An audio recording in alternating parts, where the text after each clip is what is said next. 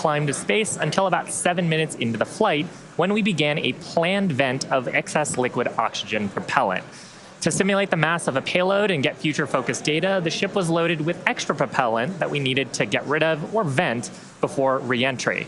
Once we started venting, though, a leak developed that caused fires, which eventually cut the connection between the flight computers on the ship, and that caused the 6 Raptor engines to shut down before we had finished the full burn. That was detected as a mission rule violation by the autonomous flight safety system, which triggered the flight termination system and led to vehicle breakup. Starship's second flight test nearly completed its full duration burn. It ended at an altitude of about 150 kilometers and a velocity of 24,000 kilometers per hour, officially making it the first Starship to reach outer space. Like the booster, we've made upgrades to Starship's upper stage based on Flight 2 learning, such as improved leak reduction, fire protection, and changing the operations to increase reliability. Now, back at the launch site, the new water-cooled flame deflector and other pad upgrades performed as expected, so the pad required minimal post-launch rework. And that's a big reason why we are ready to fly again today. The ground support systems are designed for rapid turnaround of the launch pad between flights, and the improvements we've made ahead of Flight 3 are getting us closer to that goal. And that brings us to today's test. The test profile and the burn timeline are very similar to test number 2, with one major difference. The ship will attempt to splash down in the Indian Ocean rather than the Pacific. This puts us on a steeper trajectory than past flights and lets us test capabilities that we'll need for the future, like lighting a Raptor in space while maximizing public safety. So let's take a closer look at the flight test profile. Now, about 26 minutes from now, Super Heavy will ignite its 33 Raptor engines and lift off from Starbase. About 3 minutes into the flight, Super Heavy's booster will separate from the ship in SpaceX's second ever attempt at a hot stage separation. That means it'll light its engines while still attached to a partially lit booster. The ship's engines will then remain lit for about 6 minutes during the ascent before entering a coast phase. Next, the booster will perform a flip maneuver and execute a boostback burn, which, if you recall, is where Flight 2 Super Heavy experienced a rapid unscheduled disassembly. We're hoping hardware upgrades made for this flight will get the booster closer to executing a landing burn in the Gulf of Mexico. In the meantime, Starship will coast for about 30 minutes at altitudes between 150 and 235 kilometers, and the ship will attempt to fire a single Raptor engine for our first ever relight of a Raptor engine in space. And from there, the ship will head toward its destination, splashdown location in the Indian Ocean. Again, if we get past a successful stage separation and a full ascent burn with the upper stage, it will be at an added altitude and trajectory below orbital, meaning Starship won't have to fire its Raptor engines for a deorbit burn, and it will naturally come back into the atmosphere no matter what. Now, meanwhile, the Super Heavy is going to attempt a landing burn before splashing down into the Gulf.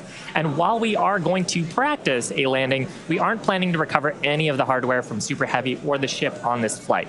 Now, with the exception of Falcon, this is no different from what happens with most rockets flying today that are expended or fall into the ocean after they complete their mission. Eventually, though, we will land and recover Starship boosters and ships, just as we do with Falcon 9 and Heavy boosters, where we've recovered 283 to date. Starship's rapid reusability is key as we begin missions to the moon and beyond. Even though recovery is not planned, the telemetry and data we receive all the way to the end is what we're looking for, particularly with regard to the ship's temperatures during re-entry and how the heat shield will perform. The data that we gather today, of course, will help us continue to build a rapidly reusable Starship for the future. Now, much like our first 2 flight tests, today also still just a test. Our goal is to gather data to continue iterating and ultimately improve Starship.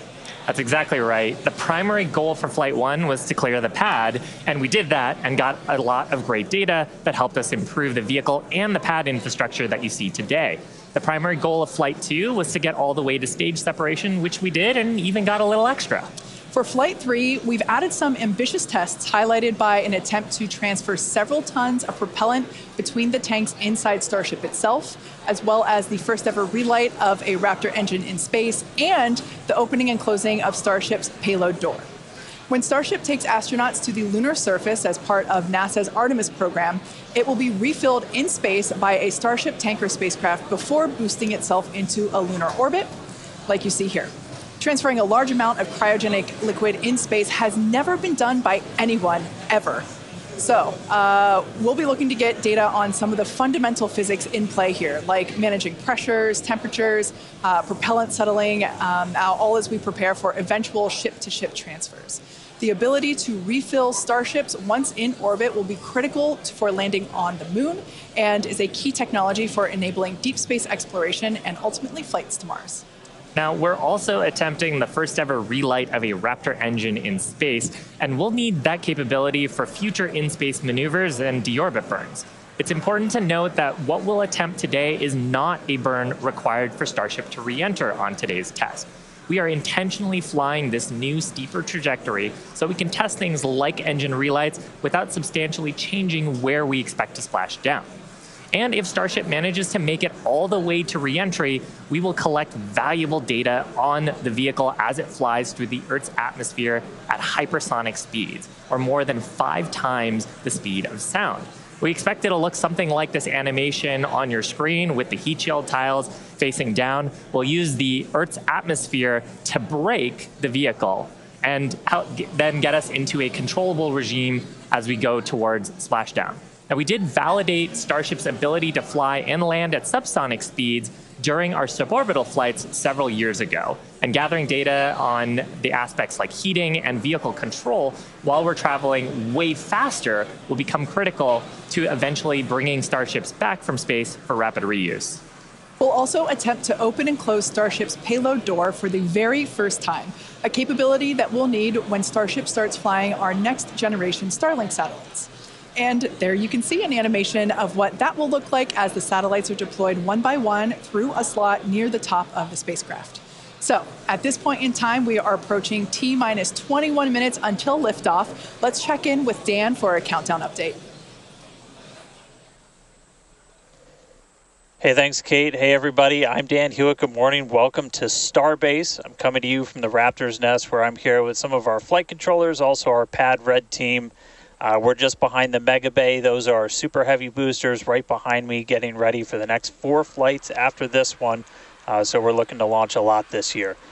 Countdown has been pretty clean so far. We're not tracking any issues that are gating us on the hardware side and the vehicle side from that on-time liftoff at 8:25 a.m. Central Time. That's our T0 right now. We primarily shifted later as we were just working to clear the range. The other big watch item today is going to be the winds. The winds have started to pick up. We're still looking to be below our limits, but there could be a hold at T-minus 40 seconds just to make sure that the winds are acceptable before we go. We are actively loading propellant on board the vehicle. You can see by the frost lines starting to build up. Looks like we're about 80% on the ship main tanks right now and a little over 60% on the booster. Now, Starship uses liquid methane as its fuel, liquid oxygen as its oxidizer. Both of those get cooled down to cryogenic temperatures, so several hundred degrees below zero. And if you followed along with our previous 2 flight tests, the prop load timeline today looks a little bit different. Those first flight tests, it took us about 90 minutes to load all of the prop on board. But since the second flight, we made some pretty significant upgrades to make that time shorter. We added some additional fuel and LOX pumps just to increase our capacity. We expanded the number of heat exchangers and installed a dedicated fill drain line for each stage. But they were sharing one before, now they each have their own. That's just that main pathway to get the propellant to the vehicle. We're aiming for about 51 minutes for today's operation to fully load prop. We did that successfully on our wet dress rehearsal that we did recently. Eventually, though, we're trying to get that time down to about 40 minutes. Just for some context, that's about 5 minutes longer than we take on Falcon 9, but we're doing it with 10 times the amount of propellant. Now, the propellant load on ship started at about T-minus 53 minutes, booster right around T-minus 42 minutes. We are about to pause loading on the main tanks of ship, switch over to the header tanks, and then switch back to close out the main ship. It's 30 seconds, and then booster prop load ends at T-minus 2 minutes and 50 seconds. Now, our final countdown and startup sequence is going to be the same as Flight 2. We already tested this on this booster when we did its static fire. looking back for Flight 1, we lit those Raptor engines on the booster and lifted off about 6 seconds later. Flight 2, we reduced that time by almost 2 seconds. That just helps reduce the stress on the ground systems, improve the efficiency of the rocket. But right now, we're just about to pass 18 minutes away from launch. Winds, again, they're still looking a little bit marginal, so we'll keep an eye on those. We're not working any other technical issues, and the range is expected to be green. If we can't make our test today, we have backup launch opportunities in the coming days. Could be 24 to 48 hours, all just depends on how far we get into the count. So check back in with everybody in just a little bit. For now, though, I'm going to send it back to Kate and Shiva out at Hawthorne. Thanks, Dan. The countdown is continuing to progress, so let's take a closer look at the world's most powerful launch vehicle ever developed. Starship is comprised of two elements, the ship, which has 6 Raptor engines, and the Super Heavy booster, which has 33 Raptor engines. Starship is capable of about twice the thrust of the Saturn V rocket, and with future engine upgrades, it will actually be 3 times more powerful. Now, with those future improvements, that'll allow Starship to carry somewhere between 150 and 250 metric tons to orbit, depending on the configuration. For reference, Falcon 9's heaviest payload to date is just over 17 metric tons. So with Starship, we're talking about an order of magnitude greater in terms of payload capability to orbit. And that matters because the amount of mass we're able to launch per rocket is critical to creating a self-sustaining city on Mars. In terms of size, the Super Heavy booster alone stands about 71 meters or 233 feet tall and is about the same height as a fully integrated Falcon 9. The ship stands about 50 meters or 160 feet tall. Stacked together, the booster and the ship are by far taller than the Statue of Liberty, which stands at 305 feet tall with its base. Stacked together, Starship is 396 feet, so quite a bit taller there. Now, Starship's first stage has a diameter that's about 2.5 times that of Falcon 9, and when we've got those 33 much larger Raptor engines, this great view of the launch mount looking up at those engines, and we need them to power through the Earth's atmosphere and gravity to deliver those massive cargo and payloads up to space.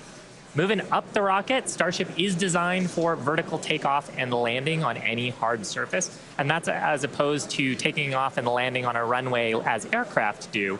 And that's important because there are no runways on the Moon and Mars where we're going. The ship, which we're looking at now, features 6 Raptor engines. 3 of them are sea-level engines, 3 of them are vacuum engines. That means that those vacuum engines are optimized with a larger engine nozzle to operate in the vacuum of space and get us higher performance. The ship is also outfitted with 4 flaps to help aerodynamically control the vehicle's attitude during atmospheric flight and enable a precision landing. The body of Starship is also wrapped in a heat shield made up of 18,000 hexagonal ceramic tiles. Those are designed to insulate the vehicle during atmospheric entry, where temperatures can be as high as 2,600 degrees Fahrenheit.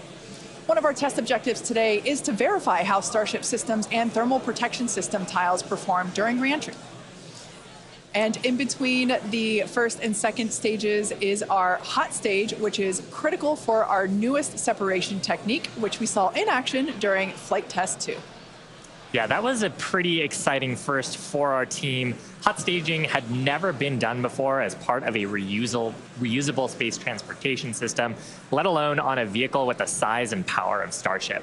Now, at about liftoff plus 2.5 minutes, the booster shut down most of its 33 engines, leaving just 3 of them running, and then the ship simultaneously ignited all 6 of its engines. Some clamps separated, and the ship thrusted away. That was the first in-flight test of the heat shield, and we were able to gather a ton of valuable data about hot staging. We maximized the vehicle's performance by leaving 3 first-stage engines on, so gravity can't rob us of precious velocity, or at least not as much. Hot staging also helps to ensure the ship's liquid propellants are at the bottom of the propellant tanks, which is where we need them to be in order to quickly light the ship's engines. It also reduces risk at stage separation because it creates a passive staging system so that physics will be doing the work instead of mechanical parts pushing the 2 stages away from each other. Ultimately, hot staging could increase Starship's payload to orbit capacity by 10%, which directly translates to more payload and more people to the Moon and Mars. Now, the first stop will be the moon, and the SpaceX team has been hard at work proving out all of the systems necessary to make that possible.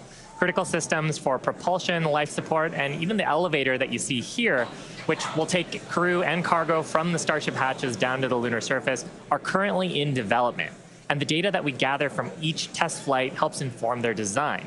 Here we've got a photo of some of the mock-up suits that are used to demonstrate the range of mobility that astronauts will be expected to have. And we were using these to do human factors demonstrations and figure out the layout of the elevator. So all awesome development work for a future moon mission. Super cool. Now, SpaceX will perform one uncrewed demonstration flight before NASA's Artemis 3 mission, which will be the first human surface expedition since 1972. After those first expeditions, we'll be ready to fly more people along with everything it takes to build a moon base. There's so much to look forward to. It's incredible that humans are finally going back to the moon. You couldn't have said it better, Kate. And the moon is just the proving ground. It's just the start. When the time comes to make the leap to Mars, everything ramps up by orders of magnitude. The logistics of supporting an entire city on Mars are daunting and will require millions of pounds of cargo flown from Earth and spread out over thousands of launches. And today's flight test is one more step toward that ultimate goal. We're currently at T minus 11 minutes, 47 seconds. Let's check in with Dan once again for a countdown update. Hey, Kate. Still good news from down here at Starbase. We're not tracking any technical issues that are going to block us to a launch. Our T0 time still holding to 8:25 a.m. Central, so just about 11 and a half minutes from now. The real thing we're going to keep an eye on is the winds once we get there. We do have that potential hold at T minus 40 seconds where we can hang out and either let winds die down, make sure we're in the right structural limits, everything like that. So don't be surprised if we do a hold at T minus 40. We've done those on previous flights, but we are not tracking any technical issues. The range is going to be green for launch, so all that really great news. We're still loading propellant on the vehicle, on the ship. We're just about done loading the header tanks, the two smaller tanks in the top, and then we'll go back to the main tanks. They're about 85% full, and then booster, both fuel and LOX over 80%. So looking good there. The launch pad itself is getting ready for liftoff. We commanded the booster hold downs open already about 20 minutes ago or so. And then that just means that once that rocket has sufficient thrust to overcome its weight, your thrust to weight ratio goes over 1, it's going to lift off. We don't have a command to actually release the hold downs once it starts up. Just also a reminder, actual liftoff happens a few seconds after you see those engines ignite. So you'll see fire and then a few seconds before Starship really starts to take to the skies. Our range team just going to keep on making sure land, sea, air are all clear as we really count down. But that's the latest. We're just coming up on 10 minutes before launch. Everything looking good for Starship's third test flight. I'll toss it back to you guys in Hawthorne. Great, thanks, Dan. Now, if you've been following SpaceX over the years, you've no doubt heard us talk about our goal of full and rapid reusability.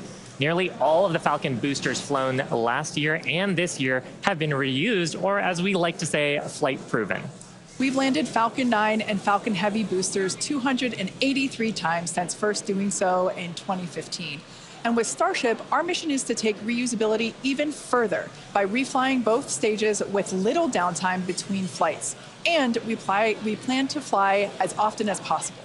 As we mentioned earlier, rapid and complete reusability is critical to enabling routine spaceflight.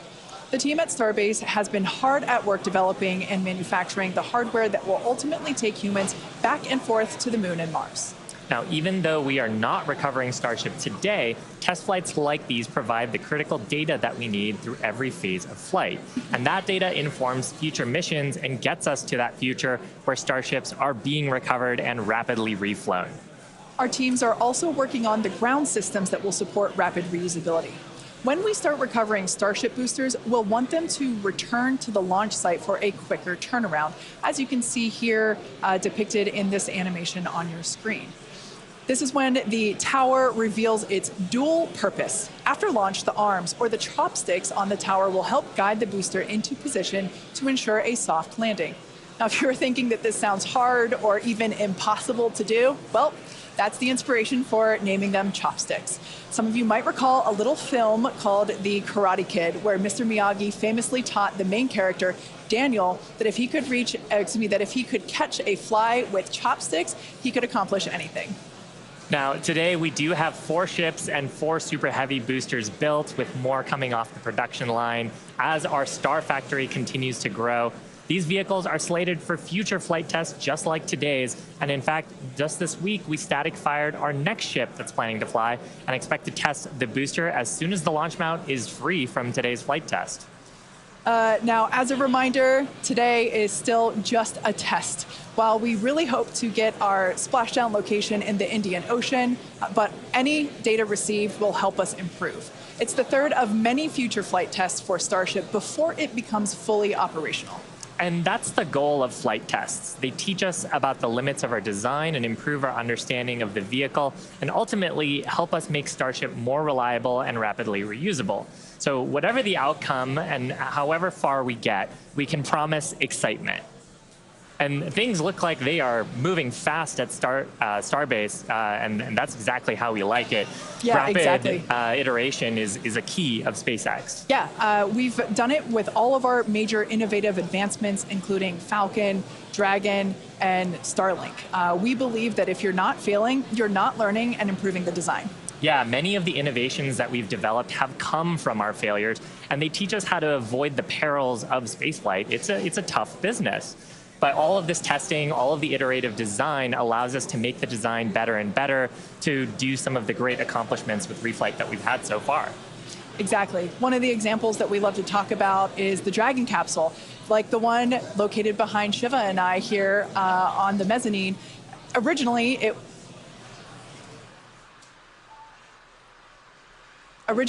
was not designed to be reusable. We wanted to prove the initial design, and then when we brought Dragon 2 online, we had to do a lot of corrosion analysis based on flights that had splashed down and analysis on hardware received there. And now our Dragons are reusable and also rapidly at a much rapid pace than they used to be. Yeah. So, I mean, great learnings from our original Dragon to our new crew and cargo vehicles have directly improved the operations, and they've helped us change our understanding of what's possible when it comes to rocket and spacecraft reusability. Now, we're just under T-minus 6 minutes, so I think it's another good time to check in with Dan for the rest of terminal count. How are we looking, Dan? Thanks, Shiva. We're looking good. 5 minutes, 35 seconds, and we're counting down. We are just about at closing the prop load sequences on booster and ship. Just a reminder, ship we're going to close out at around 3 minutes and 30 seconds, booster at about 2 minutes and 50 seconds. Once all of that prop is loaded on board, we'll have about 10 million pounds of propellant on both stages of Starship. Now, after that happens, we'll go through a couple of different procedures with the ground. We'll do what's called pushbacks, clearing out the lines between our prop farm and the vehicles themselves before we get to launch. And then in the next few minutes, we'll get the final guidance system alignments, some final thrust vector control on the booster checks, and all that will be performed. And again, if we need to hold, we have a hold gate built in at T-minus 40 seconds where we can hang out. It sounds like today we'll have about 15 minutes to hold at T-minus 40 if we need to. If we hit that right now, it looks like the most likely reason would be winds. We're not tracking any technical issues to our T0 at 8:25, just about 4.5 minutes from now. So, I mean, everything's really looking good. The booster's almost at full frosty, so we'll see that close out in just a couple of minutes. But we're getting really close to flight, guys. The excitement is definitely growing here in Hawthorne, SpaceX headquarters. There is a large crowd gathering. You might hear them cheering occasionally. Now, Dan mentioned a good point about the holds. We have an opportunity to today hold for a few minutes. And this is a really cool thing about Starship. And we don't have this opportunity with Falcon or Falcon Heavy.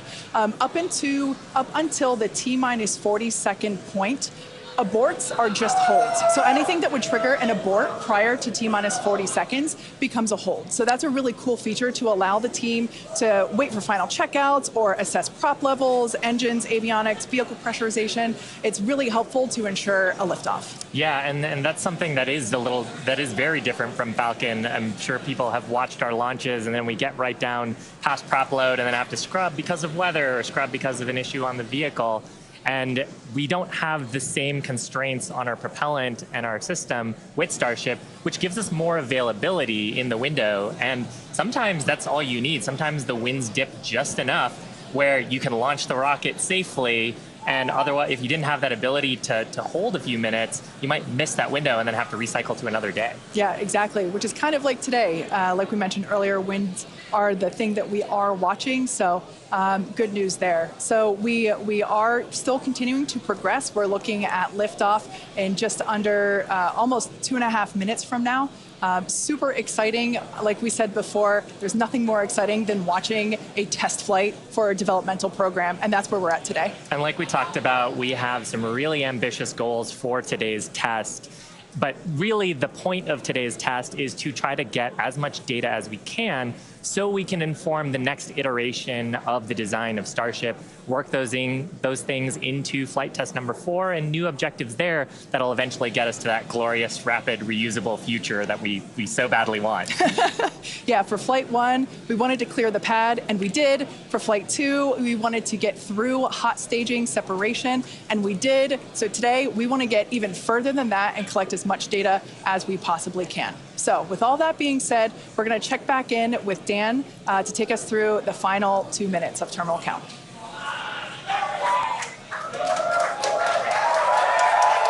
All right, we are under 2 minutes away.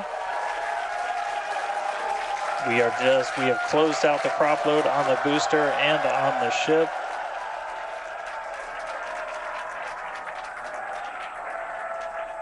And we're starting to hear some good news that it looks like winds are not going to hold us up, so there's a good chance we blow right through that 40-second hold. So we're about 1 minute and 20 seconds away. Just walking you through one last time, we're going to see the engines ignite about 4 seconds before we hit our T0. They're going to ignite in 3 different banks. You'll get 13 of the inners, 15 of the outers, and then the last 5 ignite just 2 minutes before T0. And then after that, the quick disconnect will retract. The engines will start to throttle up, and then we'll see liftoff about 1.5 seconds after T0. So we're under 1 minute away. Don't be shocked if we hold at 40 seconds before, but it sounds like the winds are cooperating today. And we'll be able to move right past that, not tracking any other technical issues that could hold us. Proceeding past our QD vent gate.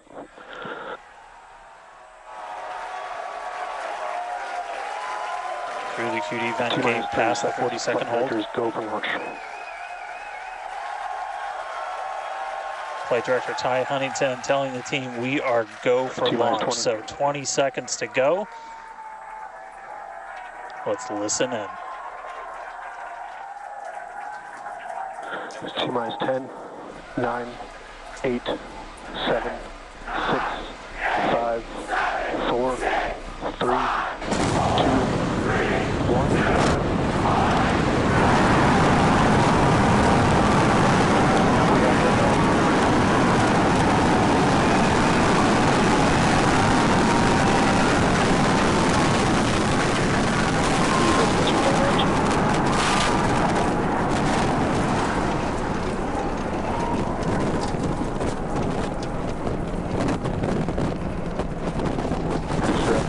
Nominal.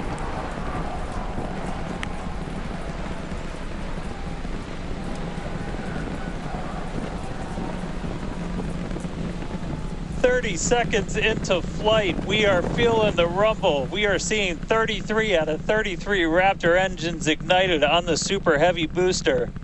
Booster and ship, avionics, power, and telemetry nominal. Acquisition of signal, Corpus Christi. Continuing to get good call outs, our trajectory looking nominal, systems looking nominal. Just amazing to see all 33 lit up once again.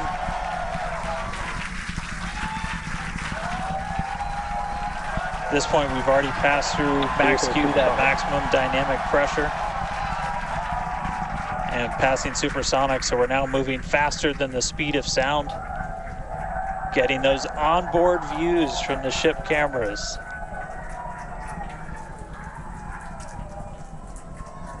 Now the next major milestone is going to be a hot staging maneuver. Again, we're going to be doing that in just about 90 seconds. To do that, we're going to shut down all but the 3 center Raptor engines on Super Heavy. That'll be our MECO, our most engines cut off. And then the clamps holding the 2 stages together are going to release. Starship's second stage will ignite its engines, the RVACs first, the sea levels right after that. The sea level engines will be splayed or just kind of pointed out at about a 15-degree angle. So if you look close and we get good tracking, you might be able to see those center right after. And so those 6 engines will push Starship off of the booster.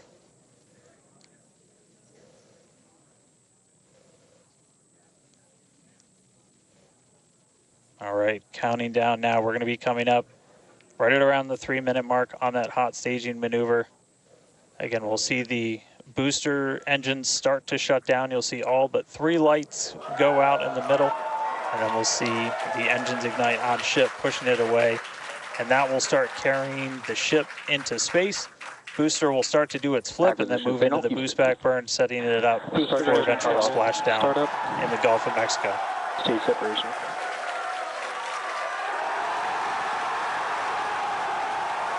Boostback startup.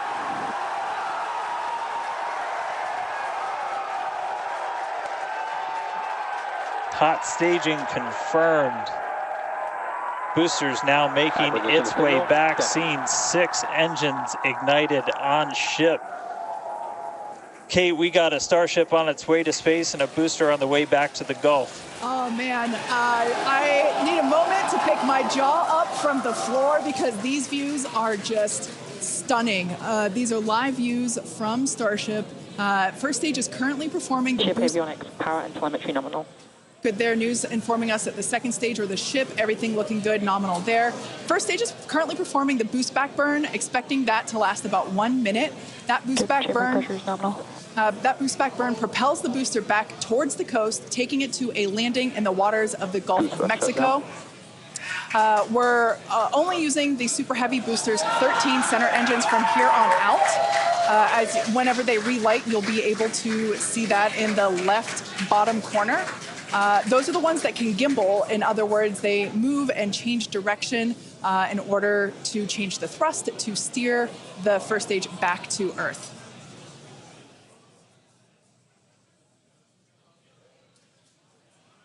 Wow, these are just incredible views coming to us. Everything is looking good for both the first stage on the left-hand side of your screen or the Super Heavy booster, as well as on the right-hand side of your screen, that is Starship, or we also refer to that as the ship. Now, the Boostback burn was the first of 2 burns required to return it to Earth. The next one will be the landing burn, where all 13 center engines will initially ignite and then transition into a 3-engine burn to help slow it down. Now, just as a reminder of the Stage 1 test objectives, we're looking for controlled ascent, which we have so far. Stage separation, which, gorgeous, we cruised right through it, as well as on a nominal trajectory. Good news there, telling us that the path that Starship is on is good. Now, Starship's second stage is still firing its engines, and as you heard, following planned flight path. The ship objectives, we're looking for hot staging, again, cruised right through that. We're looking to demonstrate controlled ascent, as well as orbital insertion. Now, the bottom right-hand corner of your screen shows the ship engine graphics, so be sure to keep an eye on those. Yep, Kate, this is just a phenomenal test so far. Super Heavy is performing beautifully today. It's on its return leg of the journey. Ship continuing to burn its 6 engines, those larger circles, the Raptor vacuum engines, the inner circles, the Raptor sea level engines. We're about 30 seconds away, just under 30 seconds away from the start of the boostback burn. Excuse me, the landing burn on the booster. You can see the grid fins rotating. Those hypersonic grid fins are guiding us through the atmosphere back towards our splashdown site. Again, we're going for a for a splashdown, a soft splashdown. So for landing burn, we're going to expect to see the 13 center engines light, rapidly bring down the booster's velocity, and then just the 3 in the center for splashdown. Let's see if that'll work.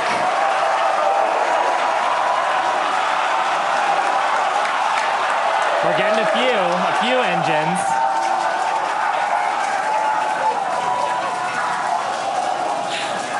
And acquisition of signal. We'll see if we can get some other video of that. Now, this is a test objective today. It is still something that we're attempting to learn. And to make it that far, to demonstrate the controlled re-entry up to that point is pretty darn good. Ship continuing to look nominal with its Ascent burn. This burn lasting about 6 minutes total. And we're expecting that this burn will end just after T+8 minutes, about a minute from now. So far, though, I mean, congrats to the team. Making it this far is farther than we've gone on Flight 2. Just wonderful views and great engine performance from the vehicles.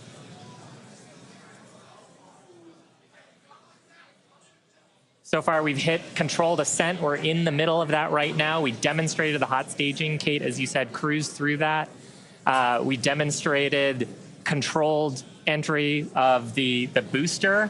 Just stopped a little short of the engine relight, but hey, that's something we can learn for the next one. Yeah. Now that view that we just had moments ago was a live shot of Star Command. There you see it again. This is our mission control center at Starbase. Where vehicle operators are standing by. Now, the next milestone coming up is in less than a minute. At that point, ship will, or I'm sorry, actually it already has. Starship engine cut off. There we go.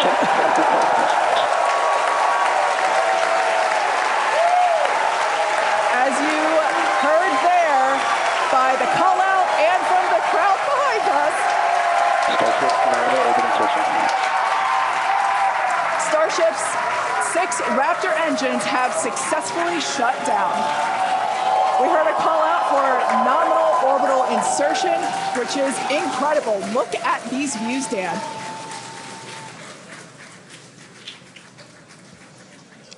I'm just completely blown away right now. What a day. Congratulations to the entire SpaceX team. I mean, this flight pretty much just started, but we're farther than we've ever been before. We've got a Starship not just in space, but on its coast phase into space. Just to recap where we've come, and it's only been 9.5 minutes. How has it only been 9.5 minutes? We lifted off right on time at 8:25 a.m. We didn't have to hold at our gate at all. We had 33 out of 33 Raptor engines open up and light and get us through a nominal ascent. Another successful hot stage. All 6 engines on the ship propelling us into orbit. We did see what looked like a nominal boostback burn, and then we did make it all the way to the landing burn this time. Didn't light all the engines that we expected, and we did lose the booster. We'll have to go through the data to figure out exactly what happened, obviously. So be on the lookout for information about that. But wow, a ship in space. We've got a bunch of, as we said, ambitious objectives ahead of us over the next couple of minutes and pretty much over the next hour, where we're going to really, we've got the ship in space. We're now going to take advantage of this and try and learn as much as possible about some of the other systems, including that first ever Raptor Relight in space. So it's just going to be incredible. So all of that still to come. The mission just started, but wow. What a liftoff! What a hot stage! What an amazing sight to see Starship there in outer space. I can't believe we're seeing it in space. This is awesome. Wonderful. Now, we are going to be coasting for the next about 30 minutes or so. We'll be back around the T plus 40 minute mark. And that'll be Starship continuing to coast, hit those ambitious test objectives, and then continue on to re-entry. We're not totally sure what video that we'll get, since that normally comes to us as we overfly ground stations, and we don't have a ton of those along our trajectory. But as we have video, we'll be sure to bring that to you. Starlink may be able to bring us additional communication paths today that will allow us to talk to Starship through re-entry with no communications blackout period. It's a possibility, but either way, we will be live for all of today's milestones. And of course, when we do have views, signal, Puerto Rico. especially like the ones that we have now, which I just cannot get over. When we have views, we will be sure to bring those to you live. But no views or no views, we'll see you back here at T plus 40 minutes. Pez door is opening. And there we just heard call it that Pez door is opening, so that's great. First test. Yeah. One of our test objectives today is to open and close that Pez door. That's where we will deploy Starlink satellites from in the future. So great news there that that test that test objective is already underway. So come back here, stick around till T plus 40 minutes for coverage of Starship's deorbit burn demonstration, followed by its reentry and what is sure to be an exciting splashdown.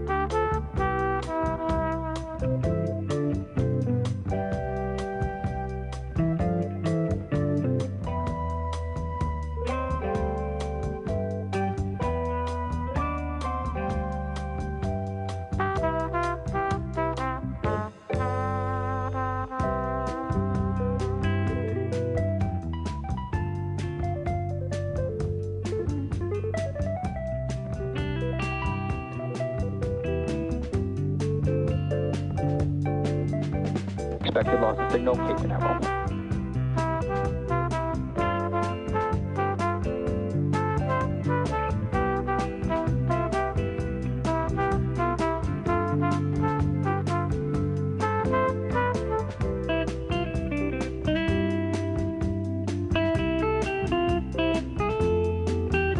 Pez trigger.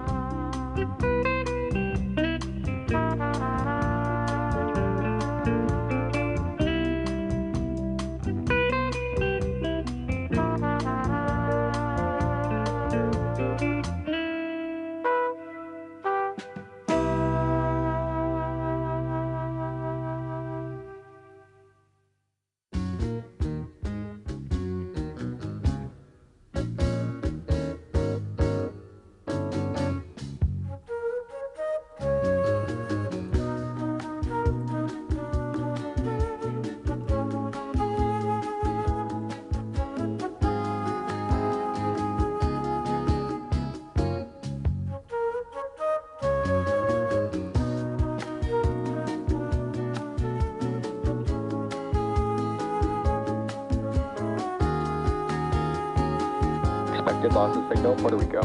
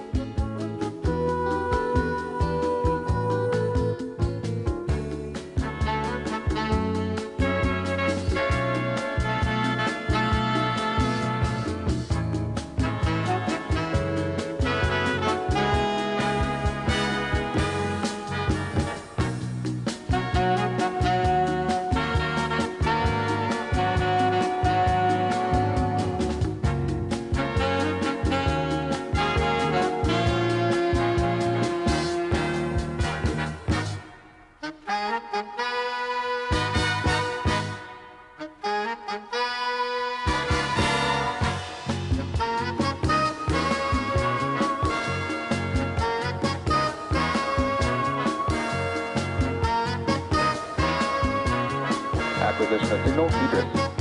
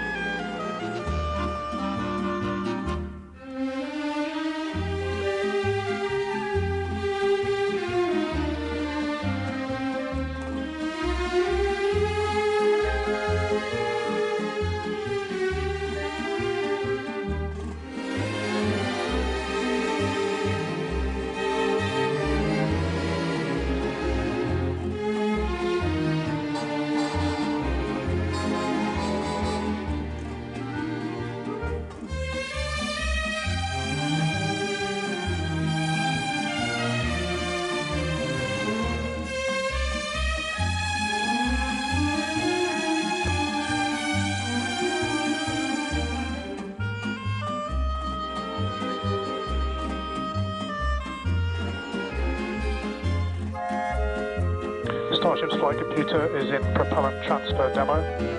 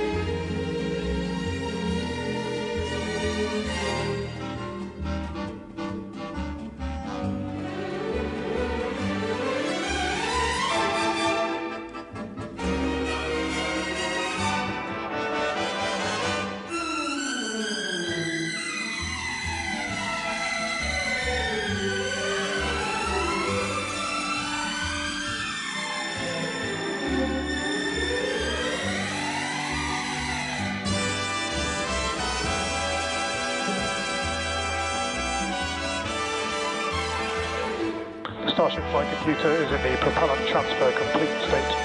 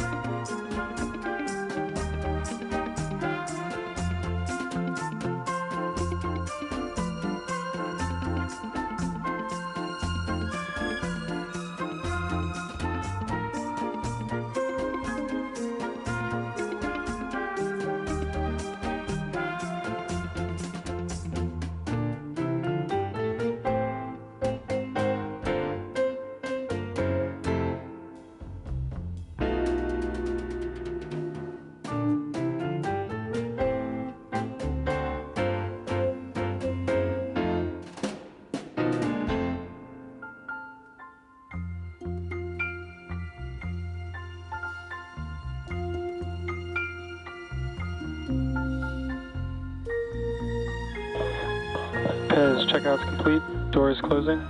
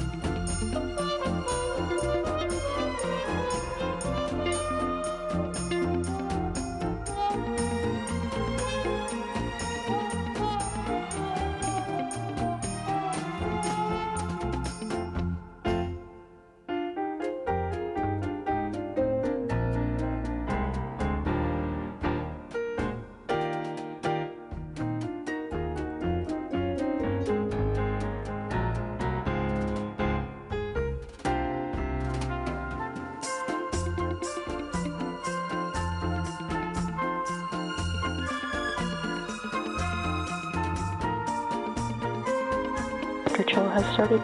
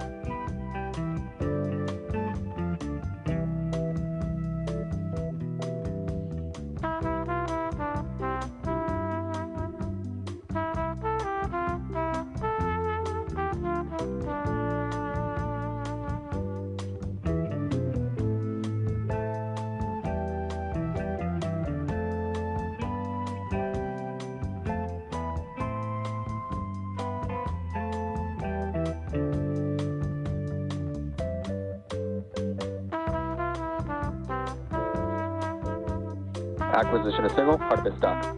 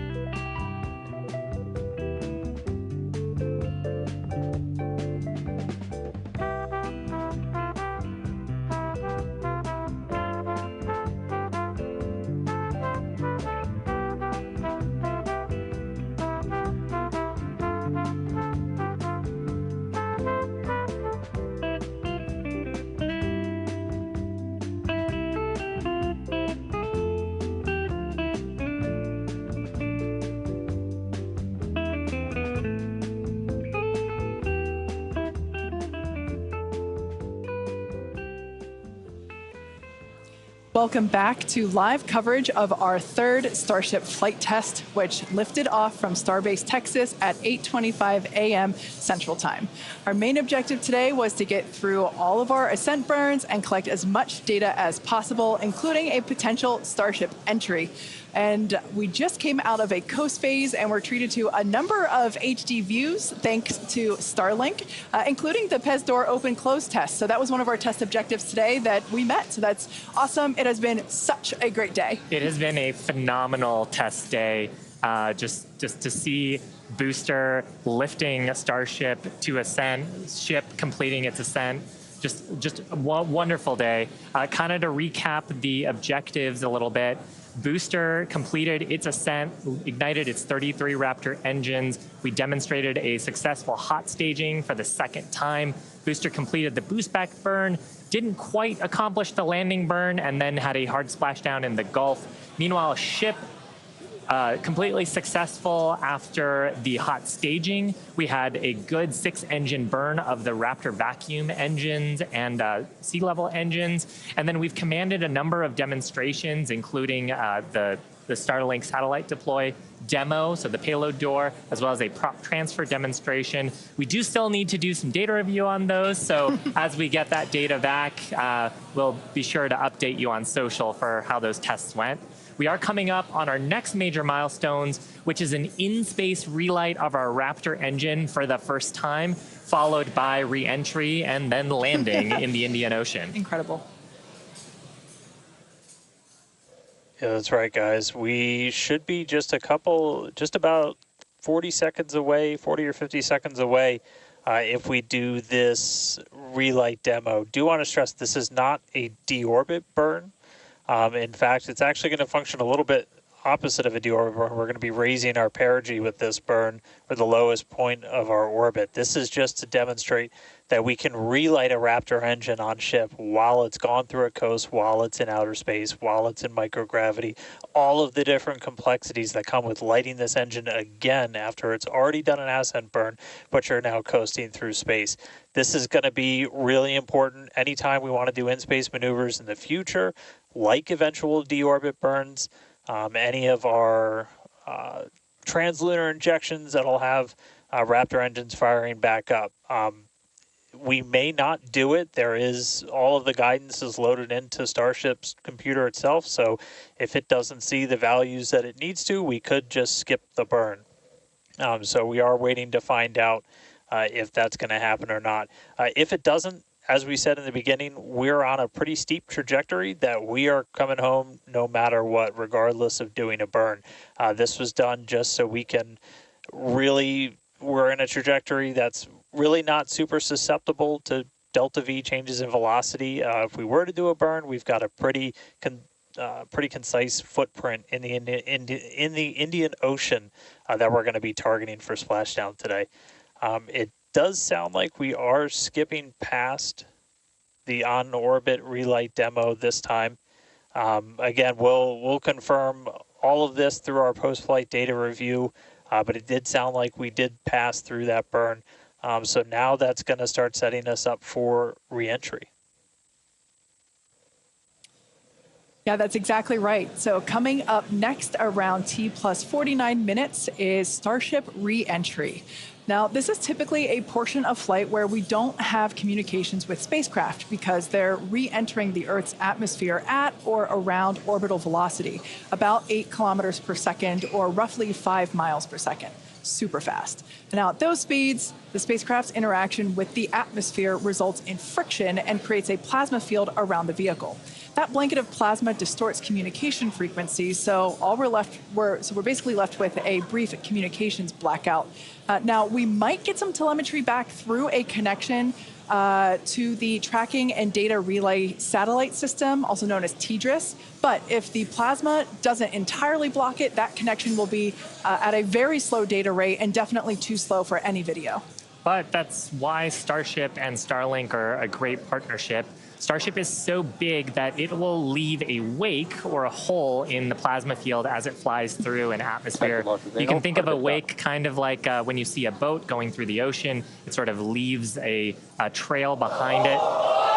There's some of those great views from Starlink giving us views of Starship's onboard videos. And so we're hoping that the Starlink on board will let us, just like we're seeing these videos now, see through that plasma field by maintaining a continuous communication lock with the satellites on orbit through the wake that Starship leaves behind. Now, this is only the second time that we're testing Starlink during re-entry. So even though we do have these great visuals now, don't be surprised if we manage to get some signal hiccups through. We're still learning about what that wake will actually look like in practice and whether we're able to get that live, continuous, high-speed data during re-entry. Yeah, that's right. And one of the really primary reasons we want to use Starlink is to just gather as much data as possible. It's been said the data is the payload on one of these flights, where we're putting this flight hardware in a real flight environment, trying to learn about it as much as possible. Re-entry is going to be a really critical phase of flight. We really want to know how the ship's going to perform, especially that heat shield as we're going through the hypersonic re-entry. So if something were to go wrong during this re-entry, we want as many paths as possible to collect that information, that data, just to, again, just continually feed back into the Starship program to make each flight more reliable, more successful. Acquisition signal, Mauritius.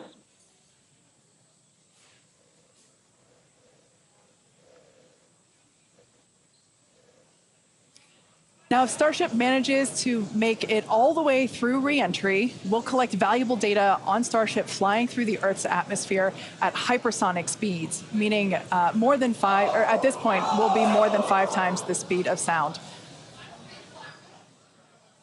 Now we're watching these live views, HD views by the looks of it, thanks to Starlink. You can see that the flaps there on the ship might be actuating.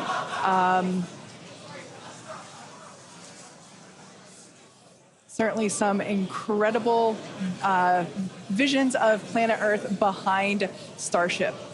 Now, we've already validated Starship's ability to fly and land at subsonic speeds. You might recall those suborbital flights from a few years ago, and we can see those flaps there. So getting data on aspects like heating and control while traveling way faster than we did before is going to be critical to eventually bringing Starships back from space for rapid reuse. So I mentioned those flaps. That's one of the things that enables Starship to help control itself and survive the heat of reentry, which, like we said before, we're expecting that reentry to occur around T plus 49 minutes. So we're getting pretty close here. And what you're seeing here, it looks like the vehicle is sort of moving back and forth. Part of what you're also seeing is one of the cameras, this onboard view that we have, is on the end of a flap. Starship has front flaps and rear flaps in the vehicle. So we've got 4 of those. And oh man, we can see the heating on those flaps as we're starting to re-enter the Earth's atmosphere. This is where the Earth's atmosphere is doing the work to slow us down. Now, like we said, this plasma field is, wow, what a view. We hope to maintain these views throughout. Starship is so big that we're hoping that the plasma field doesn't entirely blanket the entire vehicle. Right now, it is not. The Starlinks are Views still... brought to you by Starlink. Yeah, the Starlinks are still communicating and still capturing the data and the video that we see here. I mean, Shiva, this is just absolutely incredible views. We've never seen anything like this before. This is the biggest flying object ever in space. Absolutely, Kate. And it's important to note, with the Ascent burn that we did was to get us to orbital velocities, even though we were on a nearly orbital trajectory. So the heating and the loads that Starship is going through right now are what it would be getting if it were recovering from an orbital mission.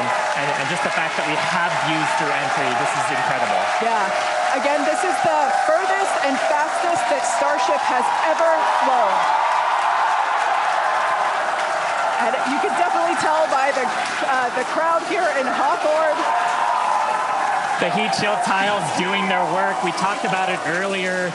Up to 2,600 degrees Fahrenheit that those heat shield tiles are dissipating as we are re-entering. Yeah, now this was one of the critical, or rather the key mission objectives that we were hoping to hit today.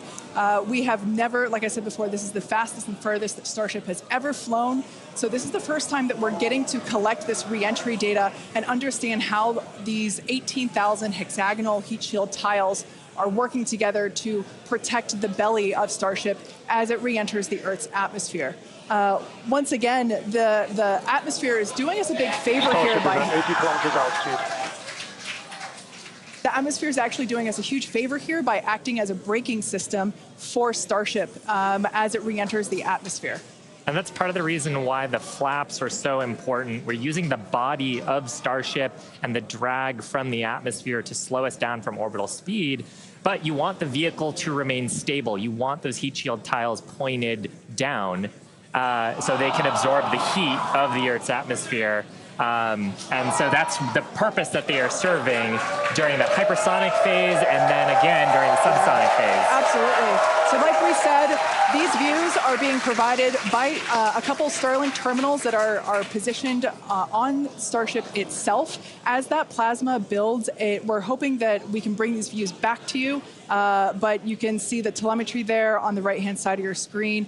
If you watch closely, you can see the speed decelerating. Again, that's the friction of the atmosphere resulting in this plasma field, or excuse me, the blanket that is potentially blocking the Starlink terminals right now. So we'll bring those views back to you if we get them. But right now, for those of you that have recently joined, Starship is currently re-entering Earth's atmosphere. This is super exciting because it's the furthest and fastest that Starship has ever flown. It's just absolutely incredible. Major test milestone, something we wanted to accomplish on Flight 2, getting to it today. So just awesome. Now, we actually have some heat shields here. So these are what's doing all the work on Starship right now. There are 18,000 hexagonal heat shields like these. So this one that I have is flat, like this is what would be positioned on the flaps of Starship, whereas Shiva has something a little different. Yeah, the one I have would be on the curved surfaces of Starship. I'll just put it in frame here.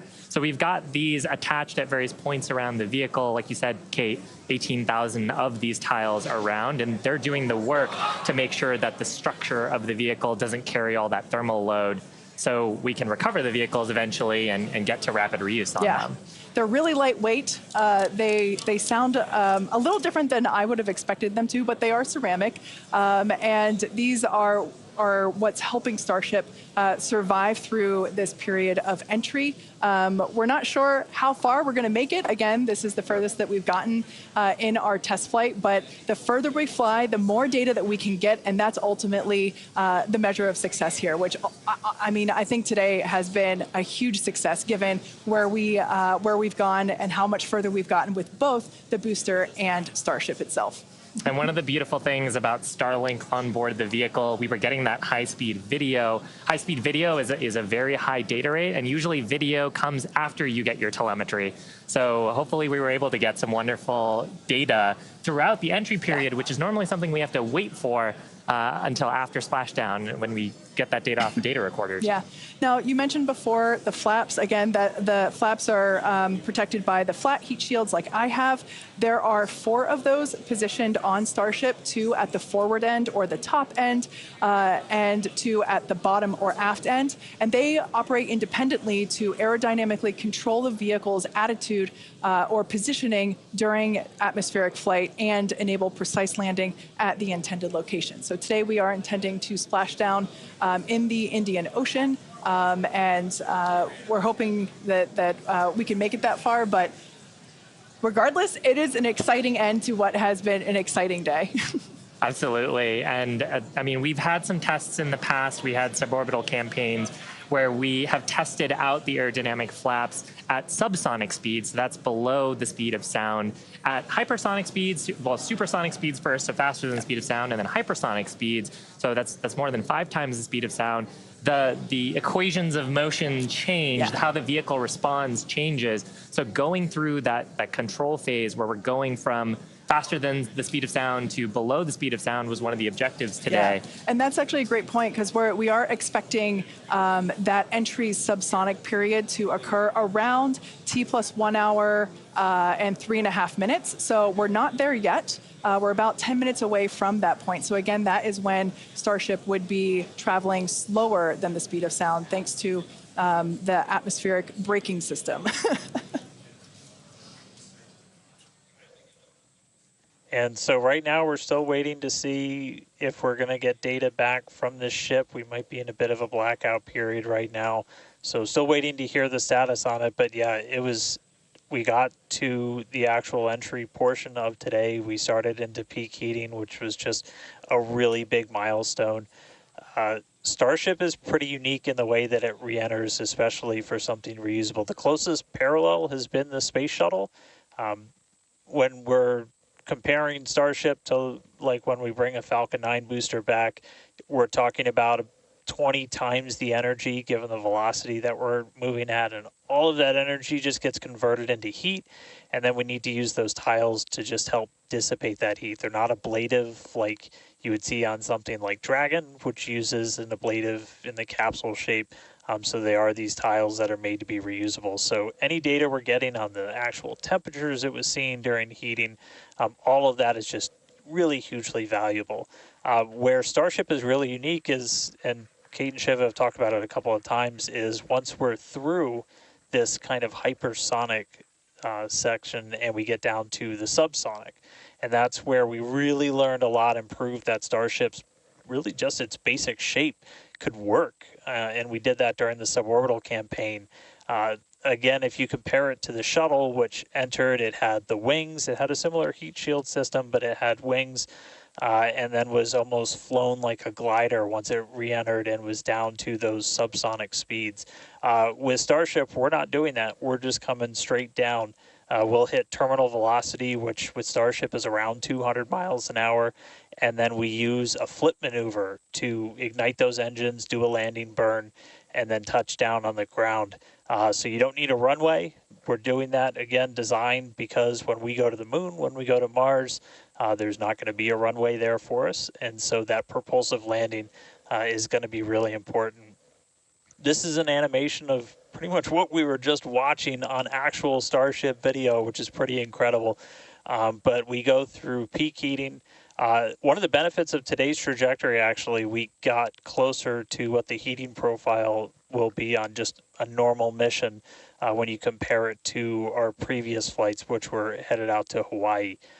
So we go through peak heating, and then we hit subsonic, and then Starship splashes down in the ocean. Again, we're not doing a landing burn on this flight, and we're not expecting Starship to survive the impact. We're not going to be recovering any of the hardware. For now, though, we are just still waiting to see if we're going to get some signal back. We're currently at a loss of signal with Starship. Don't know for sure what its status is, and so we're just continuing to listen in. But it was pretty incredible seeing the flaps really do their thing to maneuver the vehicle as it's moving through hypersonic. One of the big trade-offs between something like Shuttle and Starship is wings can be pretty heavy.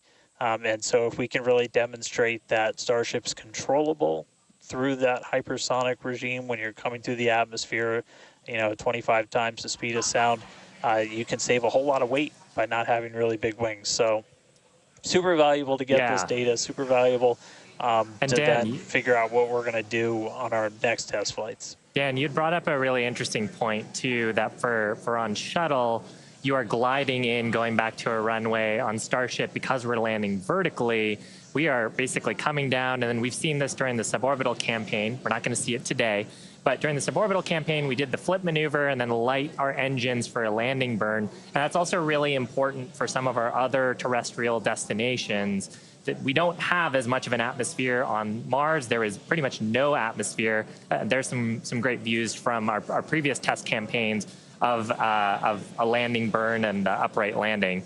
But on the moon, there is no atmosphere. On Mars, the atmosphere is extremely thin, so you actually need some other sophisticated techniques that other landers have used to land there. And so this vertical landing technique is really important to landing on destinations like those, which is ultimately where we're trying to go. Yeah, absolutely. So we hope to demonstrate that landing in future missions. That wasn't one of our objectives for today.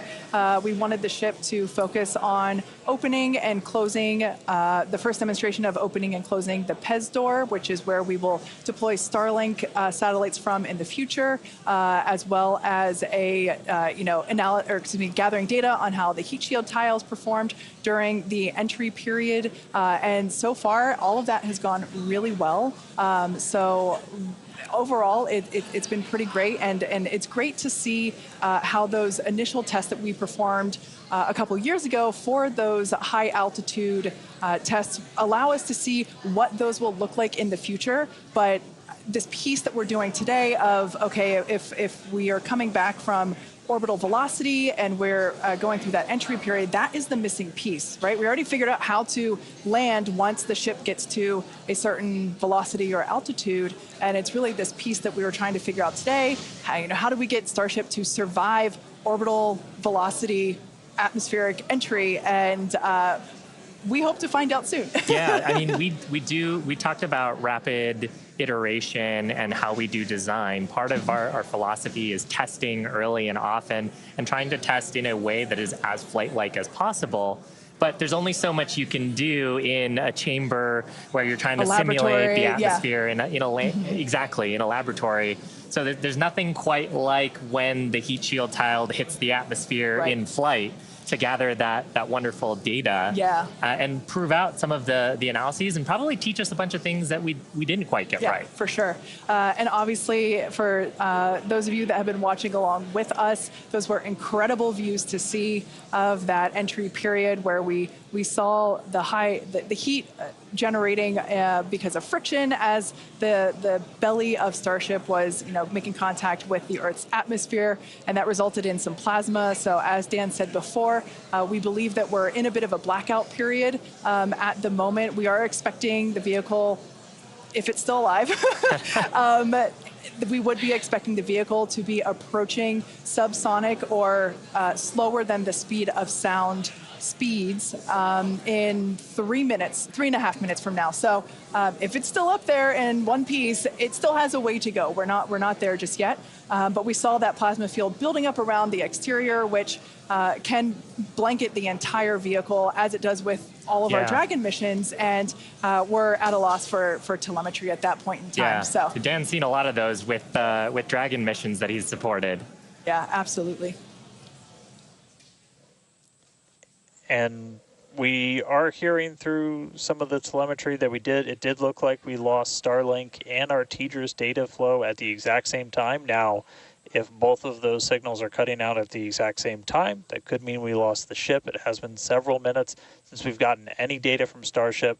We are waiting just a couple more minutes just to see if we can get any additional confirmation, but that is one data point that we're tracking, and that could indicate that we had a loss or a breakup of the ship during that reentry. So might not make it all the way to splashdown today, but we were able to get through the early phases of reentry, hit some of that peak heating, which was just really incredible to see a Starship coming back from space after getting all those views from space for the very first time.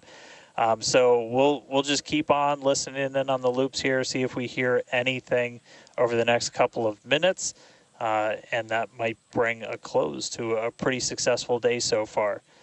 So again, we did lose the TDRS. That's the tracking and data relay satellite. That's the satellite system that pretty much every spacecraft operating in orbit right now will use to get data.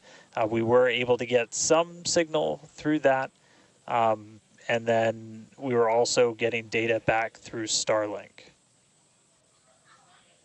Live view here of mission control down at Starbase. So these are all the folks who are experts on the various different systems, taking a look at the live data that we did have.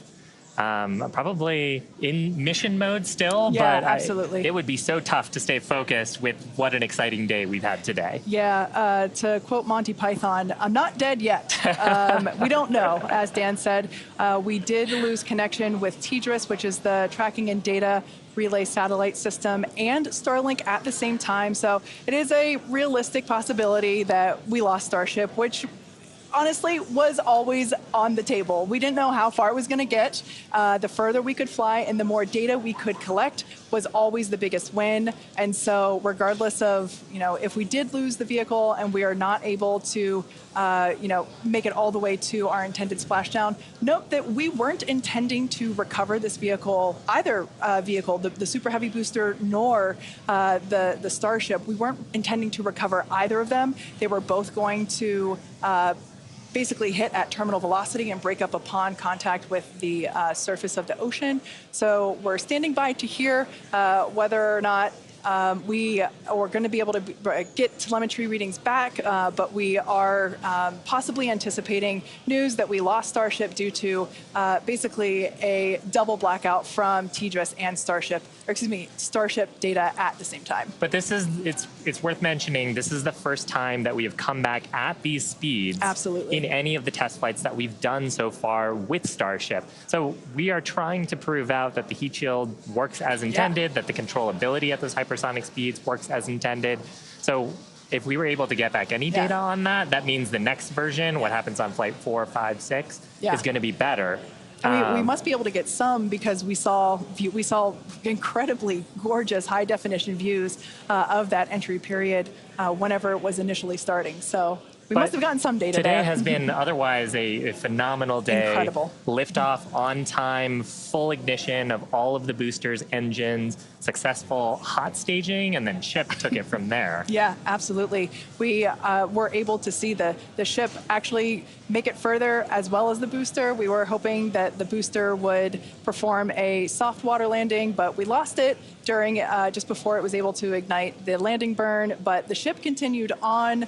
We saw all six Raptor engines on the ship ignite and then shut down for second engine cutoff. And we saw some amazing views as well, and it's just been certainly a day that I will be taking many screenshots and using them as my computer desktop background for, well, until the next Starship launch.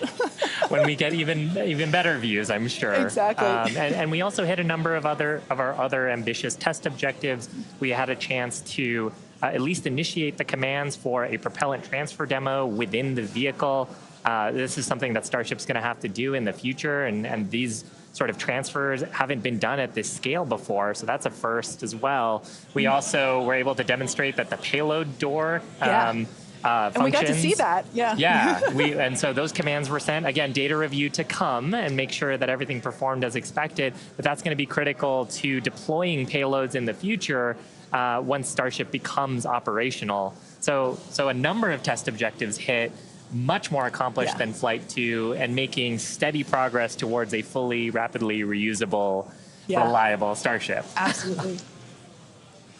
And hey, Kate, and hey, Shiva, we were just hearing on the loops, we are making the call now that we have lost Ship 28. So as we were possibly expecting, we lost the data a couple of minutes ago. We haven't heard from the ship up until this point, and so the team has made the call that ship has been lost. So no splashdown today, but again, just it's incredible to see how much further we got this time around. We had a couple of those ambitious objectives that you guys were just walking through that we're able to take advantage of while Starship was in outer space flying over our planet for the very first time. So that was just really incredible. Obviously, there's a lot to go through. Everyone always wants to know right off the bat what happened. Takes us a little bit of time, but I can assure you as soon as we start finding things out, we're going to let everybody know. And I know everybody's going to be excited for the next one. I mean, as I pointed out in the beginning, there's 4 super heavy boosters either fully stacked or getting stacked right behind me. We've got other ships ready to go as well. So it's going to be a really busy time down here at Starbase as we look to really fly Starship as much as possible, get this vehicle ready to go for all the important things it's got to go do. And with that, we got to say a huge congratulations to our teammates and everyone who's supported the Starship program. There's been flames and reds along the way, but third time's the charm, and we made it to space. We also a big thanks to all of our future customers for your support. And we want to give a big thanks to the people of Cameron County, Texas, for their support, as well as the Coast Guard and the Federal Aviation Administration.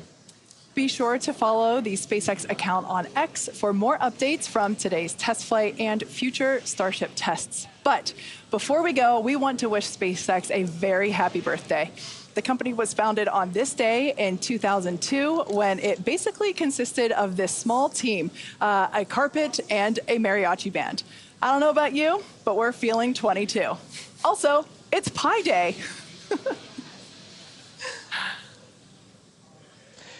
Yeah, but I mean, Pi Day is constant and never ending, so shouldn't every day be Pi Day from now on? I mean, that's a really good point, and I think after a test like today's, we all deserve some pie. Thanks for watching, and we'll see you next time.